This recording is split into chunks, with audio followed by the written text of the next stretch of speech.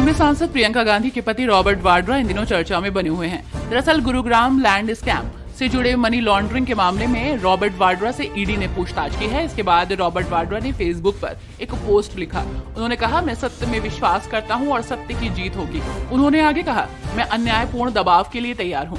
लोगों की जरूरतों को पूरा करने से मुझे कोई नहीं रोक सकता। आज फिर ईडी वाड्रा से पूछताछ करेगी।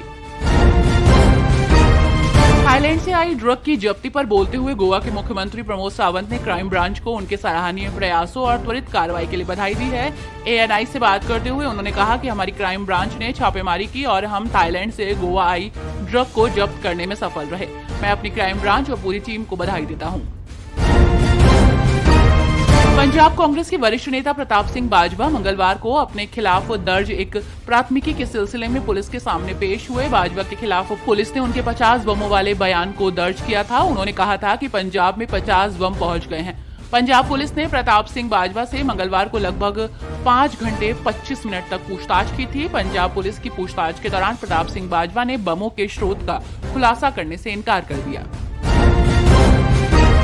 बिहार विधानसभा चुनाव को लेकर सियासी पारा हाई चल रहा है। वहीं इसी बीच नेताओं की लगातार प्रतिक्रिया आ रही है। ऐसे में आरजेडी नेता तेजस्वी यादव ने कहा कि बिहार की जनता बदलाव के लिए तैयार है। आगामी चुनाव में राष्ट्रीय जनतांत्रिक गठबंधन को सत्ता से बाहर करने का संकल्प ले चुकी है।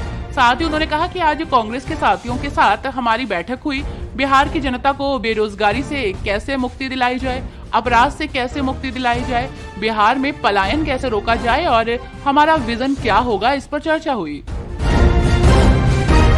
उत्तराखंड में 1 करोड़ से अधिक की परियोजनाओं की समीक्षा अब गति शक्ति पोर्टल से होगी। मुख्य सचिव आनंद वर्धन ने सभी विभागों को तैयारी करने के निर्देश दिए हैं। भविष्य में वित्त व्यय समिति की बैठकें भी इसी पोर्टल के माध्यम से की जाएंगी। विभागों को EDPR तैयार करने और प्राथमिकता वाली योजनाओं की सूची नियोजन विभाग को सौंपने के लिए कहा गया है। भाजपा के सुधांशु त्रिवेदी ने नेशनल हेराल्ड घोटाले को लेकर राहुल और सोनिया गांधी पर तीखा हमला किया। ये हमला प्रवर्तन निदेशालय द्वारा नेशनल हेराल्ड मनी लॉन्ड्रिंग मामले में कांग्रेस के शीर्ष नेता राहुल गांधी और सोनिया गांधी के खिलाफ अभियोजन शिकायत दायर करने के बाद हुआ। ये आरोप पत्र में कांग्रेस नेता सैम पित्रोदा, सुमन दुबे और कई अन्य कंपनियों के नाम भी शामिल हैं। इस मामले को 25 अप्रैल को दिल्ली के राउज एवेन्यू कोर्ट में संज्ञान पर बहस के लिए सूचीबद्ध किया गया।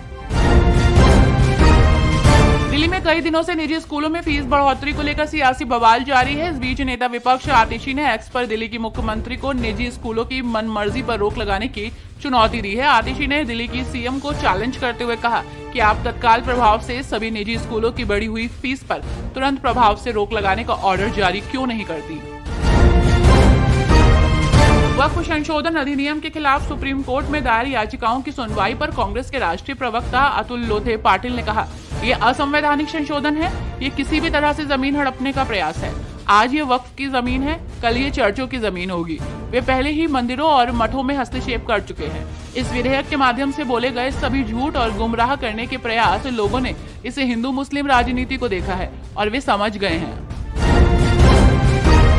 कच्चे तेल की खोज और उत्पादन पर केंद्रीय पेट्रोलियम और प्राकृतिक गैस मंत्री हरदीप सिंह पुरी ने कहा कि ये एक दिन का मामला नहीं है। प्रेस कॉन्फ्रेंस को संबोधित करते हुए उन्होंने कहा, अगर आप खोज और उत्पादन को देखें तो ये एक दिन का मामला नहीं है। रूस और भारत के बीच काफी लंबा रास्ता है। एक क्षेत्र में हमारे पास $13 बिलियन का निवेश है और दूसरी दिशा में हमारे पास $16 बिलियन का निवेश है। रूस में अलग अलग जगहों पर पहले से ही भारतीय निवेश है। कुछ चल रही उत्पादन परिसंपत्तियां हैं तो कुछ ऐसे निवेश हैं जहां उत्पादन शुरू होना है। जम्मू कश्मीर के मुख्यमंत्री उमर अब्दुल्ला के बयान पर Jammu Kashmir people's conference party के चेयरमैन सज्जाद लोन ने उनकी आलोचना की और पूछा कि ऐसा कैसे संभव है कि विधानसभा सत्र में 3 दिन तक केवल 50 लोग ही शोर मचाएं। ANI से बात करते हुए उन्होंने कहा, उमर अब्दुल्ला कह रहे हैं कि एक रणनीतिक गलती हुई है। 7 अप्रैल के अपने ट्वीट में मैंने उल्लेख किया था कि NC में हमारे दोस्त गलत कर रहे हैं। मुझे याद है कि एक सदस्य ने मुझसे कहा था कि मुझे दिल्ली से फोन आया होगा, लेकिन ऐसा नहीं हुआ।